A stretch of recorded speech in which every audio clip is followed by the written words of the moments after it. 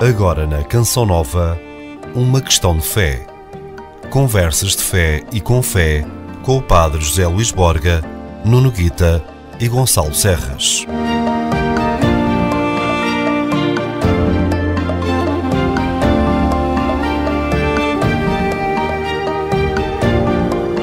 Uma questão de fé, na Rádio Canção Nova. Bem-vindos a mais um episódio de Uma Questão de Fé, mais uma vez com o Padre José Luís Borga, o Nuno Guita e eu próprio, Gonçalo Serras. Nós desejamos que este programa seja pelo menos tão bom como os outros e que seja tão gratificante para vocês como tem sido para nós. E o tema deste segundo episódio da segunda temporada, que nós somos especiais, então cada temporada aqui numa Questão de Fé tem 4 episódios. Isto é uma brincadeira que nós temos aqui connosco. Nós, normalmente as temporadas têm imensos episódios, mas nas nossas temporadas tem apenas 4. E este segundo episódio nós vamos falar sobre a culpa. A culpa. E eu próprio confesso que tenho muita dificuldade em julgar alguém, determinar que alguém é culpado de alguma coisa. Há sempre um motivo que leva alguém a fazer alguma coisa de culpável. E muitas vezes esse motivo é superior às forças dessa pessoa. Às vezes há razões muito fortes e desesperadas, certamente, que levam uma mãe a abandonar um filho, por exemplo, sejam as condições económicas, sociais ou culturais. Nenhuma mãe, numa situação normal, deseja abandonar um filho. Mas se o faz, é porque perdeu qualquer réstia de esperança no futuro, porque lhe faltou o dinheiro, ou quem sabe o amor, a saúde, a esperança e a fé. E, no entanto, se ninguém fosse culpado de nada, correríamos o risco de ver desabar o nosso sistema social de valores. Sem culpa, toda a gente faria o que queria, certamente, provavelmente as maiores barbaridades. Estou-me a recordar, por exemplo, do filme A Laranja Mecânica, de 1971, realizado por Stanley Kubrick. Fala-se precisamente nessa distopia que seria ignorar a culpa pelos seus próprios atos. Nuno Guita, hoje vou começar por ti. Pedi agora a tua ajuda para resolver este meu dilema. Ou, se preferires, podes começar por outro lado. Mas a minha questão é se faz sentido culpar os outros pelos seus atos. Os outros são responsáveis pelos seus atos. Bem, então, bom dia Gonçalo, bom dia Padre Borga, bom dia ao auditório, bom dia a todos. É mais uma vez um prazer estar aqui convosco e pronto, e trocarmos aqui umas bolas sobre estes temas de fé tão interessantes e fantásticos. Eu tenho a minha culpa, não é? A minha culpa, a minha tão grande culpa. E carrego esta minha culpa porque pequei muitas vezes por pensamentos, palavras, atos e omissões. E não mais nem menos. E, portanto, faz todo o sentido nós sentirmos a culpa dos nossos atos. E eu queria aqui apontar dois elementos. Primeiro, há uma diferença entre culpa e responsabilidade. Às vezes as pessoas confundem e são coisas diferentes, não é? A culpa é essencialmente um sentimento depreciativo a si mesmo que deriva de uma crítica acusatória. Como nós rezamos no ato penitencial, não é? Por atos, omissões, palavras e pensamentos. Portanto, há algo que é acusado de que somos acusados. A responsabilidade é uma coisa diferente, não é? Nós podemos ter de responder ou poder responder por atos e omissões de outros. Eu, por exemplo, respondo, sou responsável por aquilo que o meu cão fizer. Não é? Ele morde numa pessoa ou estraga ali o jardim público, eu sou responsável, mas não sou culpado. E isto é importante porquê? Porque hoje em dia temos aí uns debates na sociedade muito caricatos em que se fala na culpa coletiva, não é? Nós somos hoje, querem nos convencer, culpados daquilo que os nossos antepassados terão feito algures a outras pessoas. Ora, isso não existe. Não existe culpa coletiva, nem é razoável que assim seja. A culpa, até no direito penal, não é? Resulta sempre de um dolo ou de uma negligência que seja imputável a uma das pessoas, a nós próprios, não é? E por isso devemos sentir essa culpa, que é diferente de sentir a responsabilidade. E porquê é que não é admissível a culpa coletiva? Porque quando se tentou, e às vezes ainda se tenta fazer isso, não é? Praticaram-se as maiores barbaridades. Repara, e eu refiro-me outra vez, como já fizemos há uns programas atrás, à experiência do Holocausto, em que se quis imputar a todo um povo, não é? Uma culpa pelas mais variadas razões e mais variados motivos. E então, já quem nascia com a culpa. Bom, nós, e eu creio que talvez o Padre Borga vai desenvolver isso melhor do que eu, trazemos connosco o pecado original, mas depois também tivemos a salvação. Mas isso não é culpa, é uma coisa, se calhar, diferente. Não sei se estou a falar bem ou se estou a falar mal. Mas para já eu queria deixar aqui esta noção de que a culpa é sempre pessoal e ela é decorrente daquilo que nós fazemos ou daquilo que nós não fizemos. Também pode ser daquilo que dissemos ou daquilo que pensámos, num plano íntimo. Mas ela é sempre individual e aplica-se de facto a um sentimento depreciativo que seja criticável do ponto de vista acusatório. Portanto, nós, no ato penitencial, acusamos-nos à culpa, não é? Que é a única, que é o ponto de partida para depois podermos aspirar ao perdão, que já falámos no programa anterior. E eu, se calhar, ficava por aqui para dizer que é importante nós percebermos a culpa, porque ela decorre exatamente dos atos, das omissões, das palavras, dos pensamentos que são criticáveis, que são depreciativos. Portanto, o quadro de valores que está por detrás disso é uma outra questão, não é? Mas uma vez que nós aderimos a esse quadro de valores, somos culpados por feri-lo.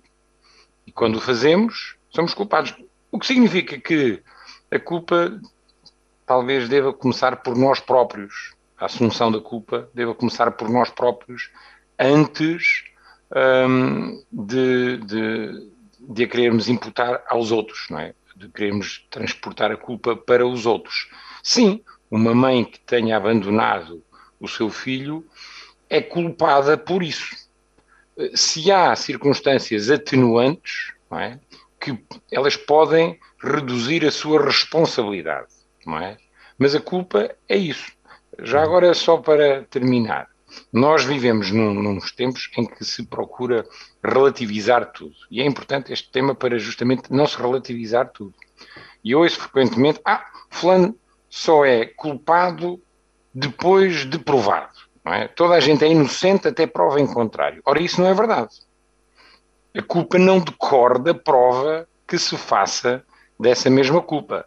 A culpa decorre do ato ou da omissão praticado.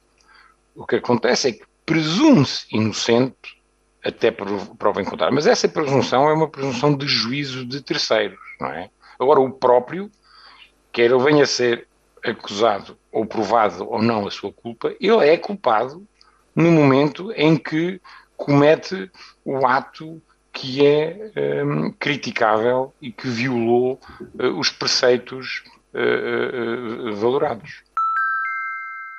Sim, senhor. Sr. Padre, temos aqui pano para mangas. Eu acho que sim. Diga-me uma coisa, nós já nascemos culpados, Sr. Padre? Eu acho que é uma pergunta interessante para integrar na sua resposta aqui no seguimento da intervenção do Nuno. Nós não nascemos culpados, mas nascemos com uma tendência imensa a termos culpa de muita coisa. Vamos começar pelo princípio, talvez valha a pena. O jogo que está aqui é o jogo que se chama liberdade. O que está aqui em jogo é como é que eu faço escolhas. E que escolhas é que eu faço? E aqui aparecem sempre dois sentidos opostos, o bem e o mal. Não tanto como uma realidade externa, mas algo que em mim se torna realidade. Por isso é que eu tenho mérito quando faço boas escolhas e tenho culpa quando faço as escolhas erradas. É exatamente proporcional. Se não houvesse culpa, também não havia mérito. Tudo era uma questão de circunstâncias. Um passarinho não tem nem culpa de bicar, nem culpa de comer o que estava ali que não era para ele. Mas porque ele não tem liberdade. Ele fará sempre as coisas que está determinado a fazer. O ser humano, contudo, tem uma coisa que se chama liberdade. Então eu passo repare-se que o Adão só teve culpa na exatamente proporção em que ele foi advertido para aquilo que ele podia fazer de errado. Portanto, é exatamente na noção que eu tenho. Por isso é que às vezes eu sou isento de culpa porque não tinha noção do que estava a fazer. Mesmo os meus pensamentos, quando eu digo que são pensamentos culpáveis, são aqueles pensamentos que me levam a fazer o que eu sei que é errado. Senão não são culpáveis. Tal como, se eu me deixo levar pelos pensamentos que eu sei que são certos, tenho esse mérito.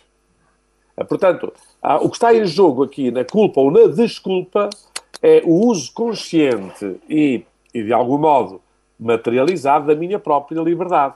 Por isso é que quando eu falo de culpa eu bato no meu peito. Porque eu não preciso... o Guita estava já... O Nuno estava exatamente a falar de uma coisa que é... na minha relação com os outros, veja-se o que aconteceu com a Eva. A culpa foi do Adão.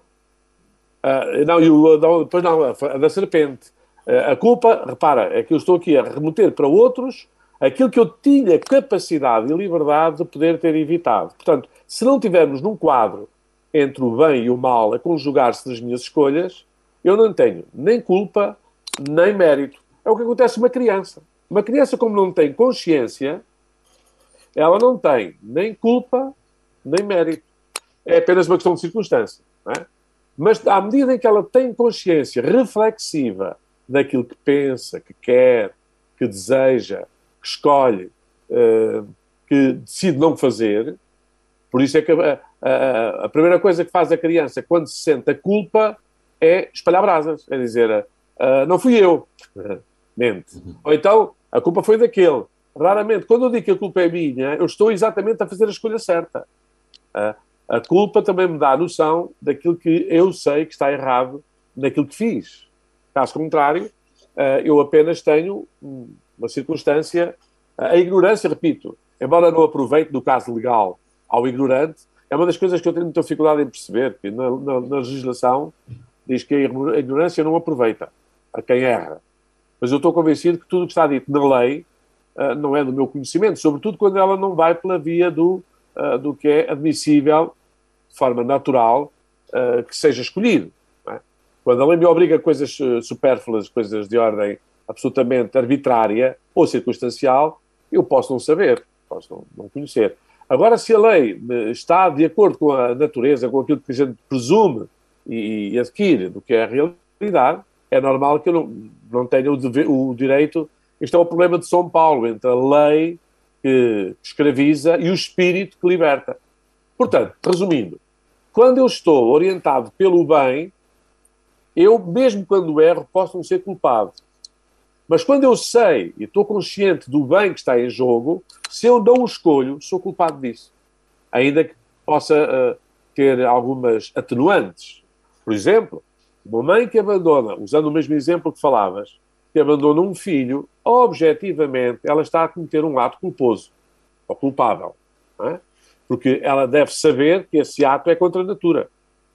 Ela não deveria nunca abandonar um filho. Não significa que ela lhe seja imputada essa culpa, porque ela pode ter muitas razões que a levam a, diante de uma série de quadros valorativos, a ter que escolher, por exemplo, entre abandonar um filho, nem que seja num caixote de lixo, ou abortar. Toda a gente sabe qual é o mal maior. E, no entanto, a mulher que aborta hoje em dia não é culpável, no sentido legalmente, ela está despenalizada, ao passo que a mulher que abandona o filho junto a um caixote de lixo ou à porta de outra pessoa, ela é culpável disso. É estranho, mas tem a ver com a forma como o edifício jurídico, ou seja, as leis, foram sendo trazidas ao edifício jurídico numa sociedade. Agora, quando a gente bate no coração a dizer para a minha culpa, a minha tão grande culpa, e depois digo, e peço a vós, à Virgem Maria, a vós irmãos, que rogueis por mim. Ou seja, eu preciso dos outros para me confirmar no bem que eu quero fazer e para que eu possa evitar ou até combater o mal que eu também posso fazer. Portanto, está diretamente proporcional ao bem que eu escolho, com consciência ou não, ou o mal que eu aceito ou que eu admito também a minha consciência. A prova dos 9 disto está exatamente por isso é que é importante educar. Estar de boa consciência não é só ter a noção do que eu fiz. Né? Eu posso estar de má consciência, sabendo, normalmente nota-se isso, a pessoa não assume o seu erro. Esta pessoa, de algum modo, lida mal com a culpa. Ao passo que a pessoa que assume o seu erro faz da culpa o princípio de uma transformação. Né? Se eu fui culpado do mal que eu pratiquei e posso não o praticar, esta consciência dá-me muito mais liberdade para eu, na próxima vez, já saber onde é que está o mal. Portanto, a culpa faz-nos muito bem. O que acontece hoje em dia, com a história das muitas teorias, é que as pessoas acham que nunca têm culpa de nada. Mas também, se por essa ordem de ideias, nunca tinham mérito de nada. E isso não fica bem, nem uma coisa nem a outra, à condição humana. Agora, quando nós nascemos, e respondendo à tua pergunta, nós nascemos num plano inclinado no que toca à nossa possibilidade de ser enganado. Por isso é que uma criança engana-se com muita facilidade. Um adulto já não se admite isso. Caramba, com a idade que tens, deixas-te enganar dessa maneira? Não devias não tens já a idade para ter juízo? Ou seja, para ter consciência do que estás a fazer? Enquanto a uma criança se desculpa tudo, a um adulto há muita coisa que tem muita dificuldade em desculpar, porque ele tem exatamente noção de poder fazer a melhor escolha quando fez a pior escolha.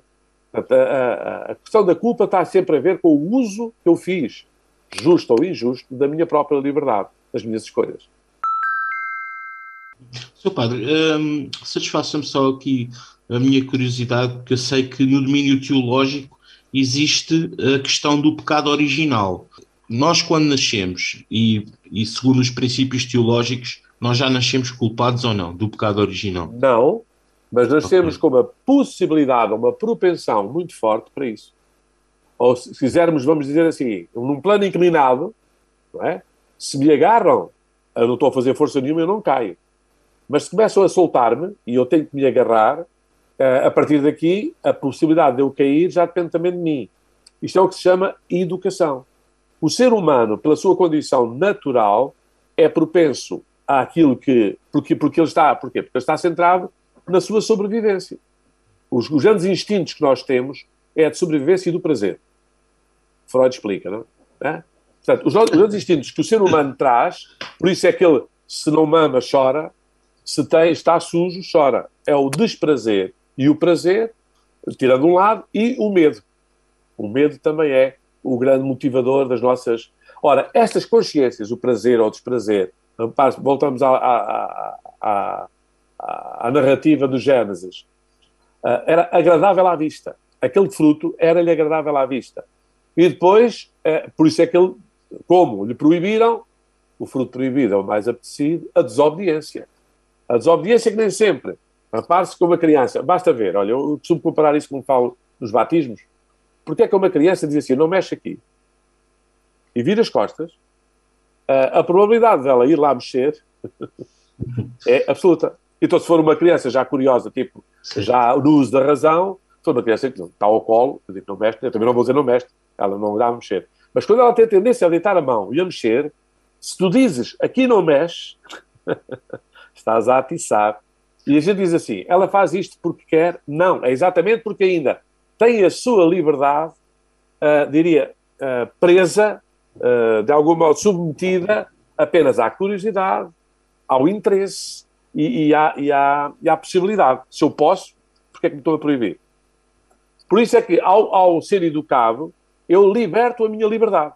De quê? Exatamente destes fatores, que são os mais enganadores. Por exemplo, os sentidos. Porque é que um ilusionista consegue nos enganar em cada truque que faz? Porque vai manipulando os sentidos que nós usamos. A visão, a atenção, a audição. Se eu estiver distraído, ele não consegue enganar. Ele precisa que eu estou. Reparem nisto, escolhe lá, vê agora, vou baralhar. Quando ele está a ver isto tudo, está-me a centrar toda a minha atenção, os meus sentidos, para me enganar. Ele sabe que é isso. O truque, ficam a saber, qualquer truque de magia é um engano. Por isso é que é uma magia. Atenção, mas na vida, eu, quando estou a enganar mesmo de certo, não estou a fazer magia. Estou a causar um dano. Ou, pelos vistos, a aproveitar-me da ignorância do outro, que é uma coisa que também não me fica nada bem. Portanto, esta tendência, esta situação da minha liberdade, que está sujeita a tantos enganos, e quando eu não estou educado, me leva a escolher errado, não é que eu não tenha razões para escolher aquilo, estou a escolher errado, é muita. E foi Santo Agostinho que disse assim, atenção, ou São Paulo que diz de forma muito clara, eu quero o bem que não faço e faço o mal que não quero. Este dilema que é meu, é interior, acontece em todos nós, na proporção em que temos consciência do que fazemos e do que podíamos fazer. Por isso é que uma pessoa deseducada, pai, perdoa-lhes que eles não sabem o que fazem. A ignorância, tinha um professor que dizia isto, de maneira muito interessante, é o grande sacramento. Meu parte pessoal nem tem educação suficiente para saber o que está a fazer e a pensar é errado. Se tiver a sorte de ter bons professores, sim, mas se não tiver, a probabilidade é que faz errado e até pode achar que está certo. Esta não sente culpa nenhuma. É na proporção em que eu sei que fiz uma coisa errada que eu sinto ou não sinto culpa disso. Não é? Se não tiver esse critério, eu não tenho bases para dizer que sou ou não sou culpado, como também não tenho bases para dizer que se tenho ou não tenho mérito naquilo que eu fiz ou naquilo que eu pensei. Portanto, a base disto tudo é ver o bem e o mal a conjugarem-se nas minhas ponderações e nas minhas escolhas. Sr. Padre, antes de passar, eu passo já a palavra ao Nuno Guita, mas muito rapidamente eu fiquei aqui a pensar, quando falou na curiosidade da criança, sim, e eu gostava de perguntar se a curiosidade também é uma forma de culpa, se nós somos culpados pela nossa curiosidade. Não, também é forma de sabedoria. Toda a ciência avança com a curiosidade. Não é? A curiosidade só é culposa se me disseram que aquilo que eu estou a querer é errado. Não é? Eu não preciso, vamos dizer assim, eu posso, por exemplo, ter a curiosidade de experimentar fumar droga. Há pessoas que até se sentem, se toda a gente está a fumar, porque é que eu não é? Para ver o que é que aquilo sabe, não sei o quê. Mas se me advertiram antes que ao fazer isso eu corro o risco de ficar lá agarrado, a culpa já passa a ser minha. Se eu ficar agarrado, eu já tenho culpa nisso. Porque eu fui advertido para isso. Agora, esta é uma curiosidade, está ligada a uma coisa que eu fui... Está a ver, eu preciso ter esta informação, ou esta formação, para saber antecipadamente se aquilo que eu estou a querer ou não está errado. Agora, um cientista, para saber o que é certo e errado, também se deixa conduzir pela curiosidade. Mas aí ninguém o advertiu que aquilo é errado. Ele está apenas a ir além dos limites. Não é? Quando Cristo nos revelou o amor do Pai, a gente tinha muita curiosidade em saber, e, portanto, essa curiosidade é ótima. Também é o princípio da sabedoria. Ela só é negativa quando eu, num campo entre o bem e o mal, tenho já a advertência segura de que estou a escolher mal e ainda assim escolho. Isso sim. Quando dizem assim, olha, tu não mexas aqui nesta gaveta, porque eu sei que está lá umas notas boas de 20 euros, e eu sei que a probabilidade de tu saberes que aquilo ali está e vais lá mexer porque tens necessidades é muita. Mas por isso é que eu estou a dizer, porque eu sei a propensão que aquela pessoa tem até porque precisa, de usar de forma indevida aquilo que ali está. Talvez por isso é que lá na narrativa do Gênesis, Deus advertiu Adão e Eva para não comerem daquela árvore que estava no centro do paraíso. E a curiosidade é que os tentou, precisamente. Claro. Mas aí tem toda a culpa. Traz tu comigo. Aliás, a história é engraçada. Eu escondi-me. Quem é que deu a conhecer que estavas nu? Traz tu comigo. Lá está. Como é que tu estavas nu? Traz tu comigo da árvore que eu te proibi? A mulher que puseste no meu caminho. Parece que há aqui uma dimensão interessante. Isto só é possível, este diálogo, quando houve previamente a advertência para não comer daquela árvore. Senão, aí não havia nem culpa nem mérito. Eles podiam comer de todo. Aliás, lembra-se, a serpente começa até por dizer: é verdade que Deus nos proibiu de comer de todas as árvores. Repara como isto é ardiloso, não é? Uhum. Não. Deus só nos proibiu de comer daquela árvore. Veja-se que não sabia. Portanto, quem nos informa que ele estava proibido de comer daquela árvore é o próprio. Portanto, não é Deus que lhe diz assim, ele esqueceu-se. Não, ele sabe. Deus advertiu para não comer. Se não morres. Era esta a condição. E, no entanto, mesmo sabendo isto, pois não, ele sabe é que se vocês comerem serão como deuses. E então, estão a ver como está aqui uma tentação. Isto é que chama tentação. A tentação é exatamente o pintar a manta, ou como se diz aqui, ou adoçar a pílula, não é? Vamos dizer, para que ela se torne agradável. Porque senão, é claro que o pecado, se não fosse agradável, ninguém o cometia. Ele agrada. É como a droga. Aliás, ele agrada que se afarta. O problema é a ressaca e as consequências. Não é? Agrada a nós saber que a mim ninguém me para. Se eu posso. Se me proíbe é porque eu posso. Aliás, dar a proibir uma pessoa, por exemplo, uma pessoa que não tem dinheiro de ir comprar coisas, é uma estupidez. Estamos a apresentar Uma Questão de Fé. Conversas de fé e com fé com o Padre José Luís Borga, Nuno Guita e Gonçalo Serras.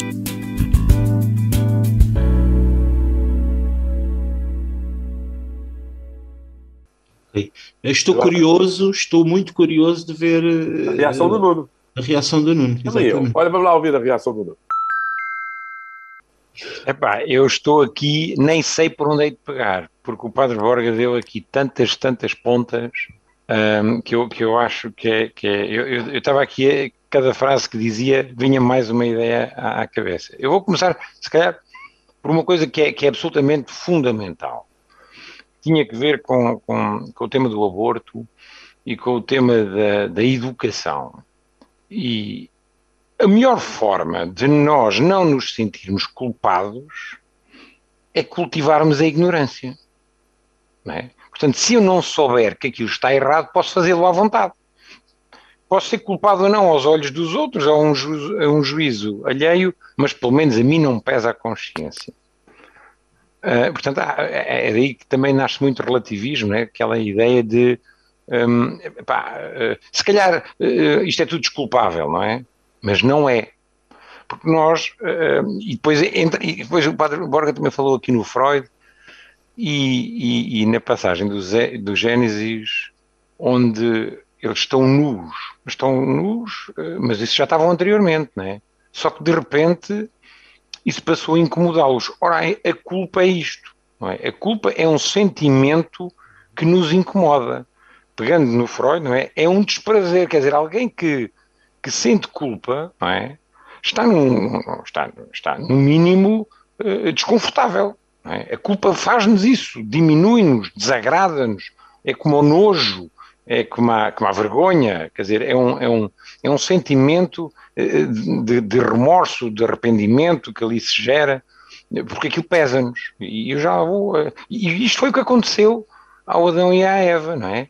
Que de repente pesou-lhes a consciência da culpa, porque sabiam o que é que estavam, que tinham feito algo de errado.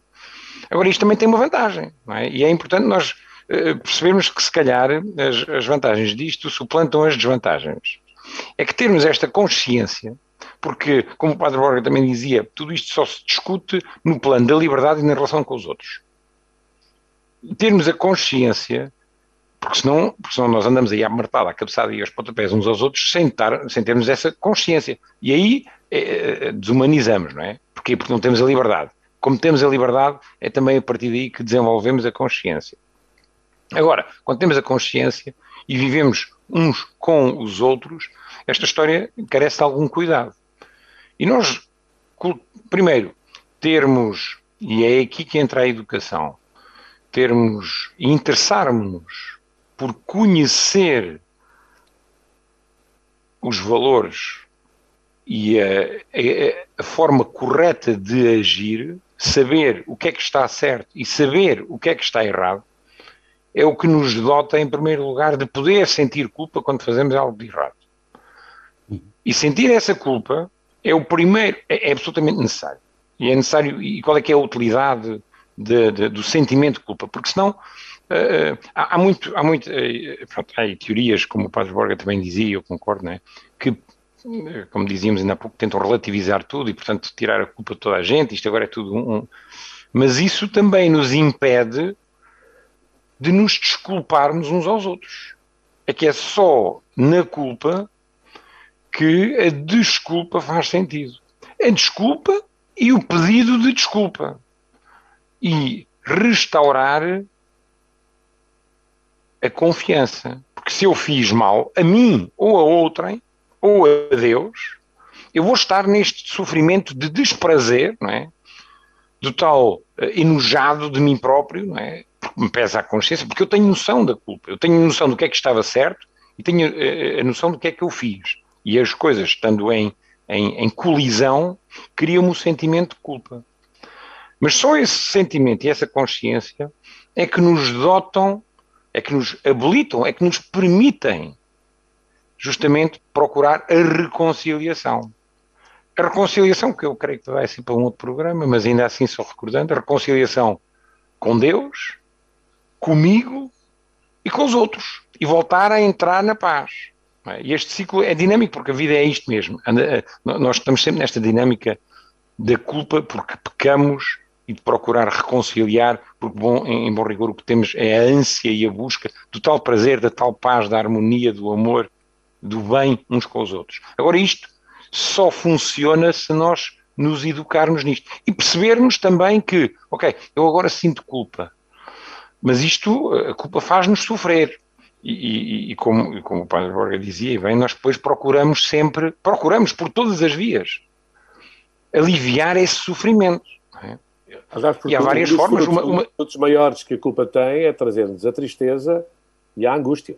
Porque se eu fiz mal, como é que eu tenho a validade de queixar que os outros não possam fazer? E, portanto, há aqui uma compreensão da condição humana, daí eu pedir e peço a vós, rogueis por mim. Nós temos a sensação de que quanto mais partilharmos o bem, mais ele está salvaguardado, e quanto mais espalharmos o mal, menos o bem está garantido. E, portanto, passamos a ser parte do problema. Agora, toda a gente sabe que quando eu sinto a culpa, isto é exatamente a tristeza de eu ter feito o mal quando podia ter feito o bem. Isso é que é ainda mais doloroso. Porque quando eu fiz o mal e nem sabia o que estava a fazer, azar, aconteceu. Agora, quando eu sei exatamente o que devia ter feito, fui advertido até, minha mãe e meu pai sempre me ensinaram aquilo, e porquê é que eu fui fazer tudo o contrário? Porquê é que eu que aprendi a honestidade, que aprendi a verdade, a seguir a verdade, menti, ludibriei, dissimulei, tenho que andar escondido, tenho medo que seja acusado, ou até, por exemplo, que o povo diz que quem não tem culpa não está inquieto, está sereno, não é? Até diz que quem, como é que diz o outro? Quem não... Eu já digo a frase, já digo. E isto é importante. O fruto do mérito é a alegria e a paz. O fruto da culpa é sempre a angústia e uma tristeza que a gente nem sabe bem onde é que ela brota. Que é, no fundo, muito do que é as doenças hoje mentais, não é por ser doença, é que nós permitimos muito ficar doentes porque andamos em ambientes profundamente negativos nestas matérias e onde, de facto, a gente desculpa tudo porque todos temos culpa. A verdade é essa. Mas concordando com tudo, e eu agradeço, mas é importante reforçar, eu acho que é importante porque justamente, até por causa disso que diz, hoje em dia nós cada vez mais temos dificuldade em lidar com aquilo que nos faz sofrer. Até porque somos todos criados em ambientes de prazer, onde suportar uma caminhada longa ou em que suportar um bocado mais de fome ou de sede ou de calor ou de frio é tudo insuportável. E claro, também fazemos isto com os nossos sentimentos de culpa. E então fazemos aquilo que já fazia a Eva e o Adão, e que ainda há pouco o Padre Borga também dizia que as crianças fazem, que é, ok, calma, eu tenho este sentimento de culpa, ele carrega-me, ele pesa-me, ele dói-me, ele magoa-me, eu tenho que me libertar disto rapidamente. E é assim que nós funcionamos. E o que é que fazemos na maior parte das vezes, ou muitas vezes? Sacudimos para trás das costas. E como é que o fazemos? É aquilo que se chama a dissonância cognitiva, não é? Que é arranjarmos uma desculpa. Eu sinto a culpa, então eu tenho que arranjar uma desculpa. Para quê? Para pôr a culpa fora dos meus ombros. E atenção, arranjar uma desculpa não é pedir desculpa. É uma coisa completamente diferente. É que arranjar uma desculpa é eu enganar-me a mim mesmo, por isso dissonância cognitiva, e nós somos tão hábeis nisto que se não tivermos muita consciência quando estamos a fazer, caímos nisto como um patinho, que é espetacular, que é de repente, não, calma, eu só fiz porque, ou porque toda a gente faz, ou porque afinal até nem é grave, ou porque até está na lei, ou porque. E portanto, se eu fiz com uma justificação, e justificação por via de regra, que é alheia à minha vontade, eu estou a enganar-me a mim próprio, a retirar aquilo que o Padre Borga dizia, que era, não, eu tinha a liberdade. Eu fiz ou deixei de fazer, eu disse ou pensei, mas eu tinha a liberdade. E a gente procura enganar-nos a nós próprios, convencendo-nos, não, eu afinal não tinha liberdade nenhuma. Não, eu sou influenciado, como toda a gente, isto agora é tudo social, não sei o que mais, os média, o contexto, nós gostamos agora destas palavras mais ou menos elaboradas, mas o que estamos a fazer é só enganar-nos. Isto é um pouco frágil, porque depois, se tivermos uma consciência curiosa, e não é preciso mais do que isso, ela vai roer nos fundamentos desse auto-engano, não é? E repare, a cura para a culpa é mesmo só o perdão, que é uma coisa diferente da desculpa, não é? A culpa para a resposta, a salvação, a solução para a minha culpa é mesmo eu reconciliar-me comigo mesmo, com os outros, com Deus Nosso Senhor, com quem quer que eu tenha ofendido na minha culpa. Mas isto é tão mais importante, termos esta consciência, quanto mais nós olhamos mesmo para as ciências e depois vamos ver o que é que os estudos, o que é que dizem, não sei o quê, e vamos encontrar, isto já não estamos a inventar nada. Muitas das vezes, hoje em dia, quando lemos aí coisas, a única coisa que estão a dizer é, com palavras mais modernas, aquilo que Jesus Cristo nos ensinava há 2000 anos atrás. Um pouco mais há aí a acrescentar. Para dizer que a culpa tem esta utilidade, porquê? Porque a consciência, ela funciona como desagradável, ela é-nos, como dizia o Padre Borga, ela é-nos desagradável, ela massacra-nos, ela tortura-nos, mas é conveniente e é útil termos essa consciência para podermos trabalhar com a consciência, porque a consciência é a liberdade, não é? Como dizia aí bem, sem consciência, o pássaro não tem consciência, não tem liberdade. Portanto, ele bica como faz o que acontece, mas sem liberdade nenhuma para escolher de outra forma. E nós termos a liberdade é termos a consciência, quer daquilo que podíamos ter feito bem, devíamos ter feito bem, quer daquilo que fizemos mal, mas depois também devemos cultivar, e por isso educar-nos nesta consciência, ok, e como é que eu devo reagir sobre isto. E é muito mais fácil, muitas das vezes, e eu creio que isto agora é uma crítica a nós todos, nós, enquanto igreja, se calhar até como comunidade cristã, neste país, nesta sociedade moderna, é muito mais fácil nós nos aliarmos dos debates e das discussões difíceis, porque, enfim, poupam-nos o confronto. Mas eu provoco aqui todos nós, poupam-nos o confronto, se calhar, com as outras consciências menos atentas, mas não nos poupam a nossa consciência do dever por cumprir. Nuno, deixa-me só aproveitar e a tua noção de utilidade do sentimento de culpa. Eu gostaria de te perguntar, e para desenvolveres um pouco mais essa ideia, se a culpa, derivando do nosso sistema de valores, não é, que isso parece que ficou mais ou menos claro das duas intervenções, se nos ligam uns aos outros. Que eu acho que isso também é um aspecto positivo da culpa, não é? A culpa liga-nos uns aos outros, não é?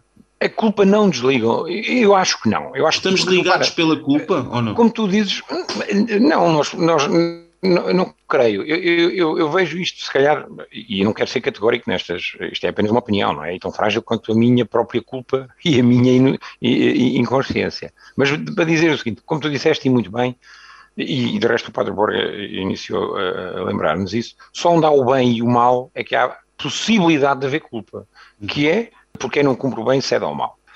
Por via de regra, isso é na interação com outros, mas nós podemos ser culpados de atos isolados. É onde nós pedimos perdão pelas nossas omissões, pelos nossos pensamentos. Repara, nós somos culpados de ofender a Deus, não só de ofender o outro. E quando ofendemos a Deus, não estamos nessa dimensão na relação com o outro. E, portanto, agora, a utilidade da culpa, ela é apenas só é útil na medida em que lhe damos utilidade. Ou seja, eu tenho consciência da culpa, porque se eu não cultivar essa consciência, eu não tenho consciência dela, não é? Eu tenho consciência da culpa e vou procurar, é como a doença, não vou procurar gangrenar ou anestesiá-la, vou procurar curá-la. E curar não é a culpa, é aquilo que lhe deu origem, não é? A culpa é o sintoma. O que lhe deu origem foi, cá está, a violação do meu quadro de valores. E isso faço como? Através da reconciliação. E aí sim, em contacto com o outro. Com o outro pode ser o meu próximo, ou pode ser Deus, ou pode ser muitas das vezes, e é importante a gente ter isto em conta, eu próprio. Quantas vezes eu não me coloco em confronto comigo mesmo, e eu lembro-me de um padre, há muitos anos, me ter falado nisso e isso tocou-me profundamente. A maior parte das pessoas tem uma imensa dificuldade, conseguem facilmente perdoar aos outros, se tiverem um bocadinho de generosidade, mas têm muita dificuldade em se perdoar a si próprios, porque por isso é preciso muito mais generosidade. Porque eu ao outro peço desculpa, ou digo, olha, desculpe, e depois remeto aquilo para o esquecimento. Agora a minha consciência, ela acompanha-me dia e noite, não é? E isso também é preciso cultivar e educar-nos nisso, na consciência. No Precódio Pascal há uma frase que sempre gosto de sublinhar, que diz: ó feliz culpa que nos mereceu o tamanho redentor. A culpa está sempre associada a uma convivência. O pecado só apareceu quando a Eva e o Adão lá estavam. Antes não havia pecado nenhum. Quer dizer, a convivência que está orientada pelo bem. Se eu vivesse sozinho, sem mais ninguém, não tinha nem culpa nem mérito. Aliás, a vida tornar-se-ia, a termos dos axiomas, dos princípios, absolutamente fútil. Era apenas sobrevivência. Depois, o que acontece é que nós, quando temos consciência da relação que temos, é que sabemos que o mal que eu faço não só me causa a mim dor, como causa às outras pessoas dor. E por isso é que às vezes eu só tenho sentido da culpa quando o outro se queixa. E espera aí, eu não vi, mas agora que eu vi que agi mal, desculpa, peço perdão.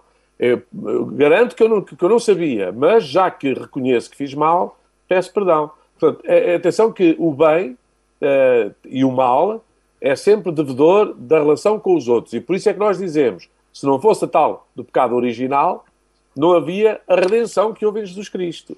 Por isso é que, feliz culpa do pecado original, que nos mereceu também o Redentor. O que fez com que Deus, que nos mostrou o nosso pecado, é o primeiro a mostrar que quer nos salvar, quer nos redimir do pecado. E a culpa é muito importante. Daí a gente, quando começa a confissão dos nossos pecados, está, no fundo, a assumir as nossas culpas. E é uma coisa que as pessoas... O Nuno dizia exatamente isso. Nós temos muita dificuldade em... Por isso é que eu digo às vezes, só se eu, como fosse confessar, acusasse os pecados dos outros, nunca mais saía de lá. Tenho um rol. Agora, como eu tenho que confessar os meus pecados, Sr. Padre, não estou a ver, sim, de repente não estou a ver nenhum. Nós somos tão anestesiados em relação a nós próprios, mas aí está, quando o eu está absolutamente perdido. Quando o eu está absolutamente perdido na minha vivência. Portanto, a culpa faz-nos muito bem. E por isso é que começamos sempre a missa, que é a coisa melhor que a gente faz, assumindo que estamos ali, não é sem culpa nenhuma, somos culpados. Por minha culpa, minha tão grande culpa. E por 3 vezes, não é para enganar ninguém, é para a gente se convencer que precisamos daquela redenção para acertar no caminho. A culpa exige empatia pelo outro, não é, Sr. Padre? Pois, é mais do que a simpatia ou a antipatia. A empatia significa que eu partilho da tua história. Nós só nos sentimos culpados se de alguma forma estivermos ligados aos outros. Exatamente. Porque, por exemplo, os psicopatas, os sociopatas não têm essa ligação aos outros e não sentem culpa. Os pecados atenta contra a comunhão. Os pecados atentam contra a comunhão. Padre, tem que confessar para comungar. Não, a gente tem que, para viver em comunhão e crescer na comunhão, só quando a gente se liberta das coisas que nos põem em comunhão, que nos põem em dissonância uns com os outros, que evitam a comunhão ou até que prejudicam a comunhão e impedem a comunhão. É claro que se eu viver na comunhão total, como vive o Filho, o Pai e o Espírito Santo, aí não há culpa, também não há mérito nenhum, aí há a plenitude da vida. Não é? A dissonância, eu só queria deixar esta, porque o Padre Borga falou na dissonância da comunhão, e tu, Gonçalo, que és um e como o Padre Borga também, que são dois músicos, percebem disto.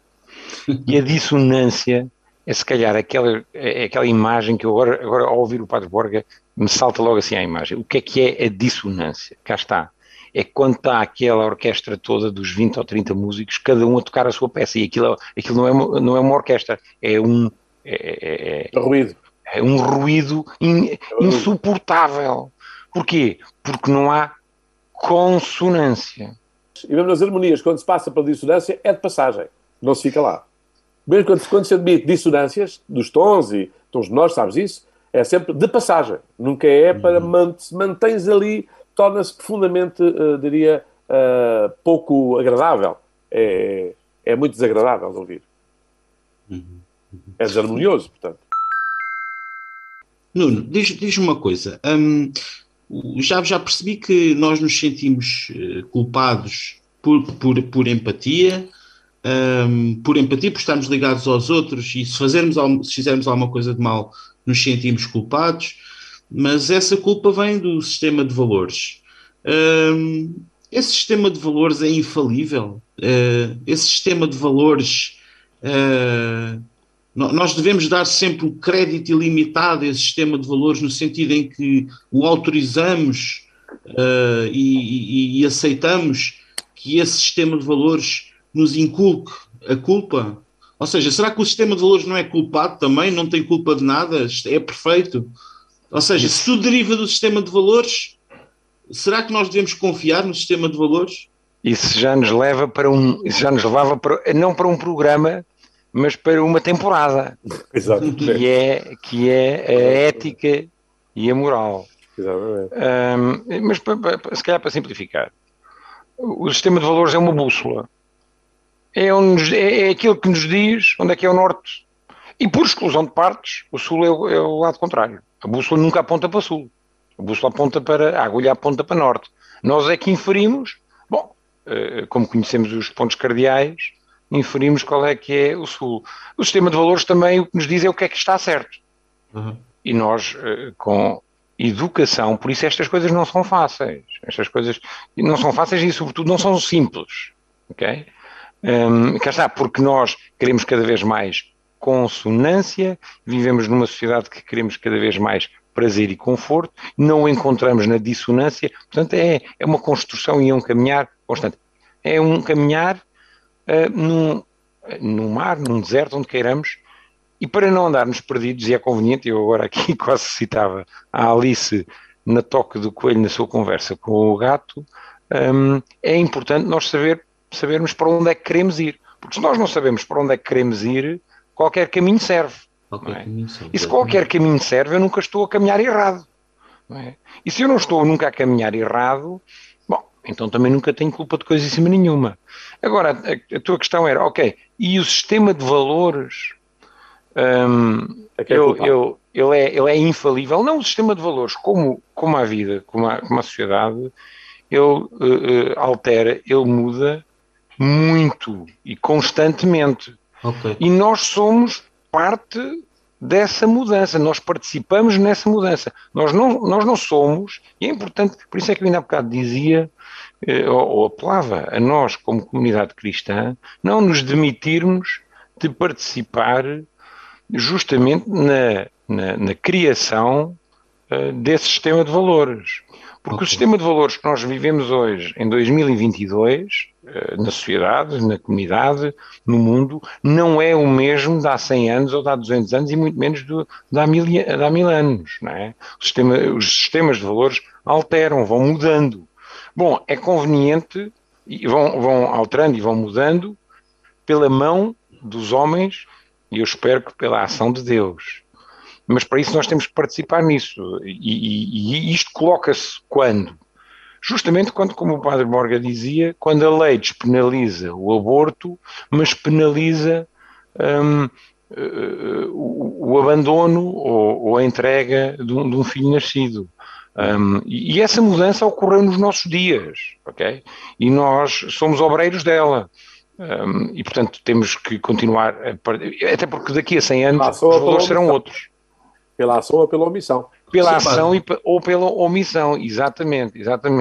E, portanto, refletirmos sobre... E, portanto, eu acho que a tua pergunta, Gonçalo, é por demais pertinente e, como digo, dava direito a uma temporada, que é justamente, ok, até que ponto...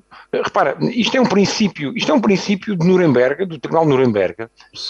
As leis injustas, e há leis, e sempre houve leis injustas, não é para cumprir. As leis injustas são para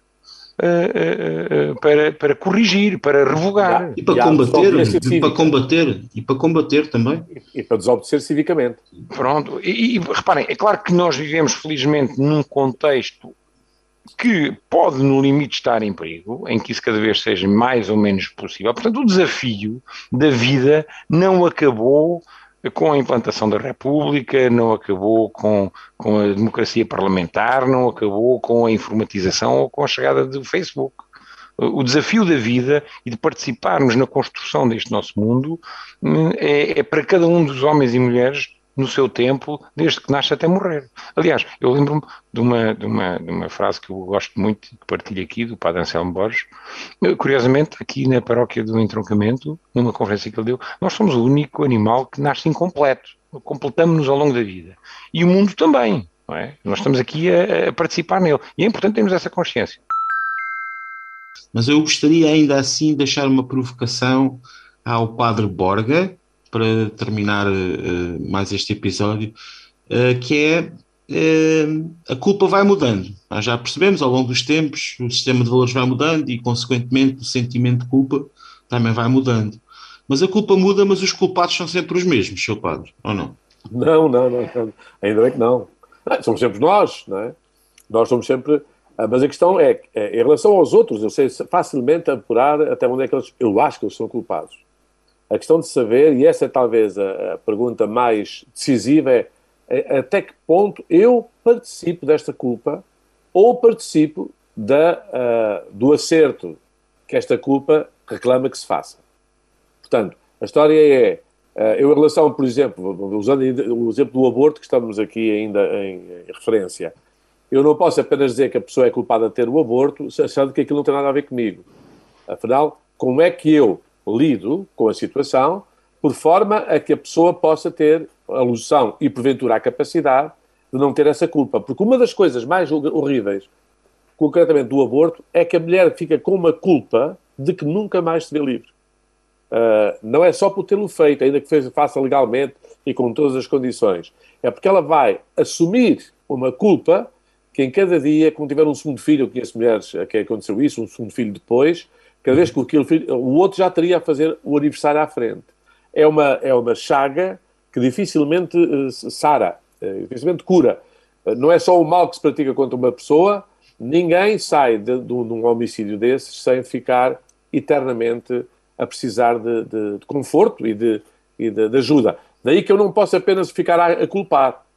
Isso é uma atitude pouco inteligente. Tenho que oferecer novos horizontes a partir, e não esquecendo dessa culpa, porque ignorá-la é que não aproveitava a ninguém. O que é que acontece connosco, a maior parte das vezes, é que, como estamos muito tempo a desculpá-la, perdemos a noção do desafio que ela nos faz. E acabamos por não corrigir.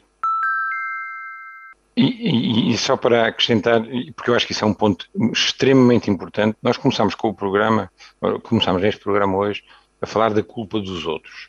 E é muito fácil nós atirarmos os outros para uma situação que lhes vai causar e criar a culpa. Veja-se agora as pessoas que são mandadas para a guerra. São metidos num comboio, com uma arma na mão, para um local com o desígnio, o destino de ir matar outro. Alguém faz isso, mas quem vai carregar essa culpa vai ser o próprio.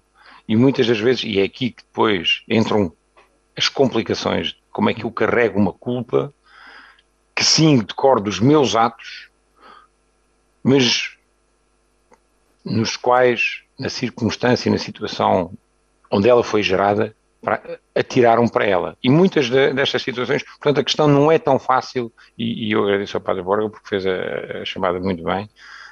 Cá está, nem é fácil nem é simples, e seguramente não será justo se nos limitarmos a atirar com com a sacola da culpa para cima de outrem que fez algo e sem nos questionarmos ou sem nos ocuparmos e preocuparmos, ok, e o que é que deveríamos ou tem que ser feito, cá está, para que aquilo que está na causa e na origem dessa culpa não aconteça e assim criarmos o tal concerto mais harmonioso. Sim, senhor. Nós iremos falar de reconciliação em breve, penso que será um desaguar desta conversa no próximo episódio de Uma Questão de Fé. Agradeço a vossa atenção, agradeço ao Nuno, agradeço ao Padre José Luís Borga. Eu confesso-me sempre enriquecido e esclarecido em muita coisa, que eu próprio tenho dúvidas. Espero que o auditório também partilhe. Nós estamos a partilhar também e convido-vos então a estarem presentes no próximo episódio. Até lá, fiquem bem. Muito obrigado.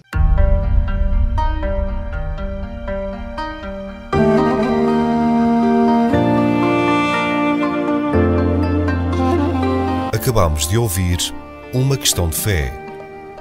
Conversas de fé e com fé com o Padre José Luís Borga, Nuno Guita e Gonçalo Serras.